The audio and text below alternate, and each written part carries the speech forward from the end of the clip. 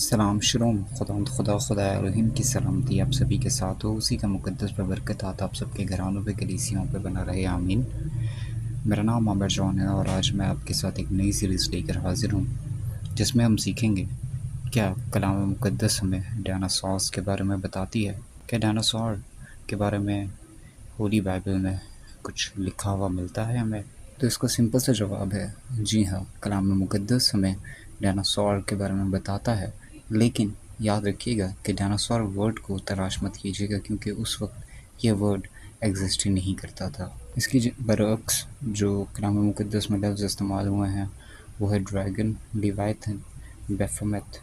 Dinosaur لفظ actually Richard oven نے جو ہے وہ 1800 میں ایجاد کیا اور یہ گریک ورڈ ہے جہاں پر ڈائناسور جو ہے وہ دو ورڈز کو ملا کے بنا ہے۔ ڈائنو کا مطلب ہے ٹیریبل، سورس کا مطلب ہے ڈیزرٹ۔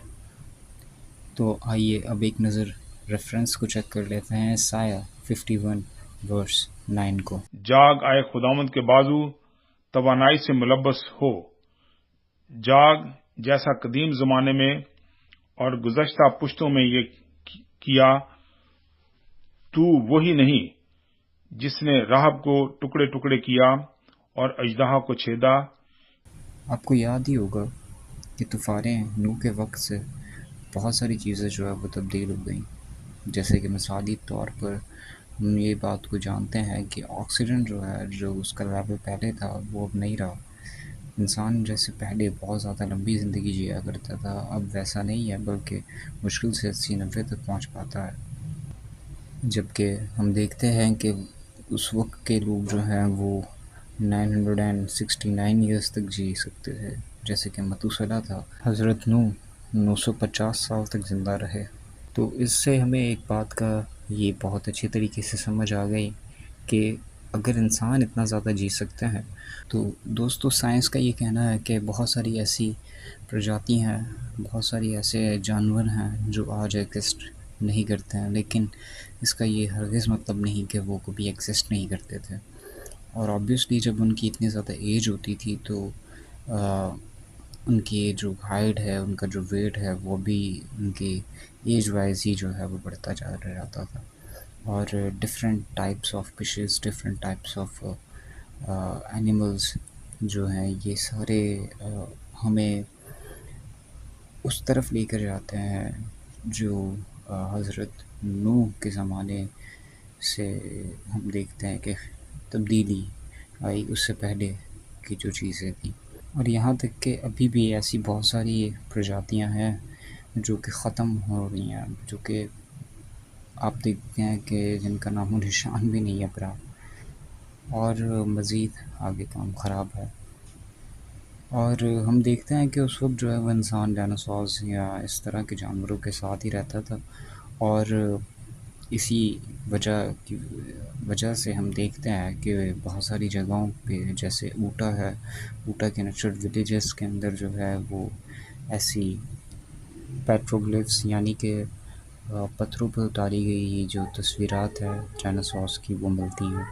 اور اگر دیکھا جائے تو آج بھی جو ہے وہ انکلوڈنگ پاکستان بہت ساری اور بھی کنٹریز سے ڈائناسورس کے بارے میں جو ہے وہ قصے نظر آتے ہیں، اور جو کہ حقیقت ٹیسٹیفائڈ۔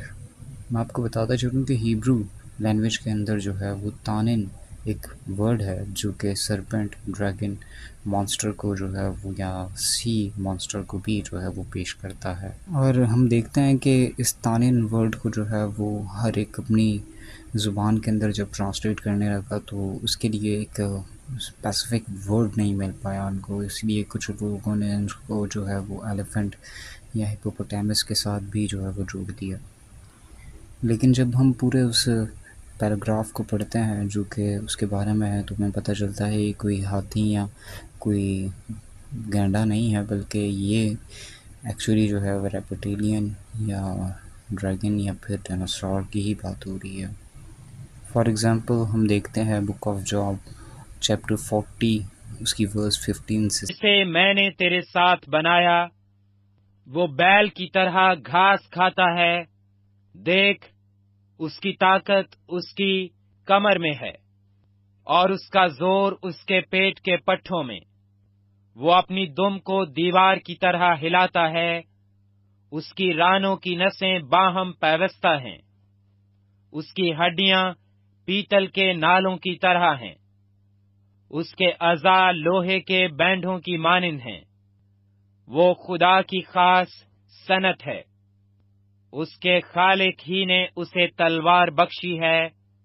یقیناً ٹیلے اس کے لیے خوراک باہم پہنچاتے ہیں، جہاں میدان کے سب جانور کھیلتے کودتے ہیں۔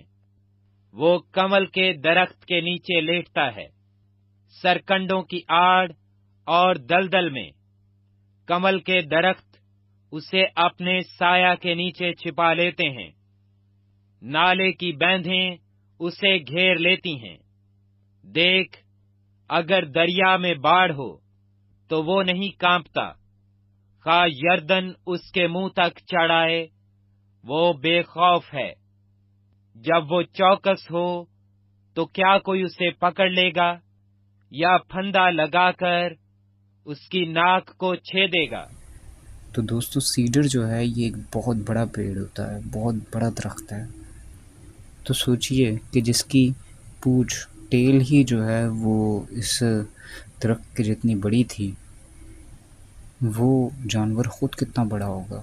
تو آپ اندازہ لگا سکتے ہیں کہ یہ کوئی ایلیفینٹ یا پھر ہپوپوٹامس کی جو ہے وہ پونچھ نہیں ہو سکتی۔ اور اگر اسی کی ورس 19 کو اگر آپ دیکھ لیں تو وہاں پر جو ہے وہ اس کے بارے میں اور ڈیٹیل موجود ہے کہ یہ ڈوبنے والے میں سے نہیں ہے، ٹھیک ہے، اور نہ ہی جو ہے یہ کوئی چھوٹا جانور ہے جس کو کوئی آپ آسانی سے گھر پر جو ہے وہ پالتو بنا سکتے ہیں۔ پالتو بننے والا جانور نہیں ہے۔ کچھ لوگوں کا یہ کہنا ہے کہ منہ سے آگ اگلنے والا جو ڈریگن ہے، جیسے کہ ہیبرو ورڈ اس کے لیے ایک استعمال ہوا ہے لیوائتھن، وہ بھی ڈائناسورس کو جو ہے وہ پیش کرتا ہے۔ اچھا، اب پھر سے غور کیجئے گا جاب 41 چیپٹر کی ورس 1 سے کہ کیا آپ اس جانور کو پالتو بنا سکتے ہیں؟ ایوب 41واں باب۔ کیا تو مگر کو کوشش سے باہر نکال سکتا ہے، یا رسی سے اس کی زبان کو دبا سکتا ہے؟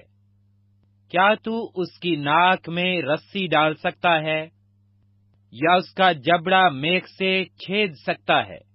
کیا وہ تیری بہت منت سماجت کرے گا، یا تجھ سے میٹھی میٹھی باتیں کہے گا؟ کیا وہ تیرے ساتھ عہد باندھے گا؟ کیا تو اسے ہمیشہ کے لیے نوکر بنا لے گا؟ کیا تو اس سے ایسے کھیلے گا جیسے پرندہ سے، یا کیا تو اسے اپنی لڑکیوں کے لیے باندھ دے گا؟ کیا لوگ اس کی تجارت کریں گے؟ کیا وہ اسے سوداگروں میں تقسیم کریں گے؟ کیا تو اس کی کھال کو بھالوں سے، یا اس کے سر کو ماہی گیر کے ترسولوں سے بھر سکتا ہے؟ تو اپنا ہاتھ اس پر دھرے تو لڑائی کو یاد رکھے گا، اور پھر ایسا نہ کرے گا۔ دیکھ، اس کے بارے میں امید بے فائدہ ہے۔ کیا کوئی اسے دیکھتے ہی گر نہ پڑے گا؟ کوئی ایسا تند خو نہیں جو اسے چھیڑنے کی جرت کرے۔ پھر وہ کون ہے جو میرے سامنے کھڑا ہو سکے؟ کس نے مجھے پہلے کچھ دیا ہے کہ میں اسے ادا کروں؟ جو کچھ سارے آسمان کے نیچے ہے وہ میرا ہے۔ نہ میں اس کے اعضاء کے بارے میں خاموش رہوں گا، نہ اس کی بڑی طاقت اور خوبصورت ڈیل ڈول اس کے بعد بارے میں۔ ورس 19 کو بھی ہم دیکھ لیتے ہیں کہ اس کے منہ سے کیا نکلتا ہے۔ تو منہ سے آگ نکالنے والا ڈریگن، کیا آپ اس پہ یقین کرتے ہیں؟ جی ہاں، میں تو کرتا ہوں، کیونکہ یہ یہوہ خدا کے زندہ کلام مقدس میں لکھا ہوا ثبوت ہے۔ اگر ہم مزید اس کے بارے میں یہ پڑھتے ہیں تو ہمیں پتہ چلتا ہے کہ یہ جہاں سے بھی پانی میں سے بھی گزرتا ہے تو وہاں سے بھی جو ہے وہ پانی ابلنے لگ جاتا ہے، آگ جیسے اس میں لگی ہو ویسے دھواں جو ہے وہ اس میں سے نکلنے لگ جاتا ہے۔ تو یہ کوئی ایلیفینٹ یا ہپو کی تو بات ہو ہی نہیں سکتی ہے ڈیفینیٹلی۔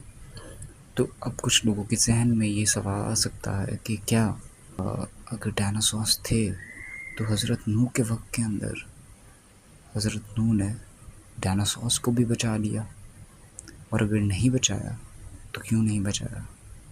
اس سوال کا جواب آپ کو نیکسٹ ویڈیو میں دیتا ہوں.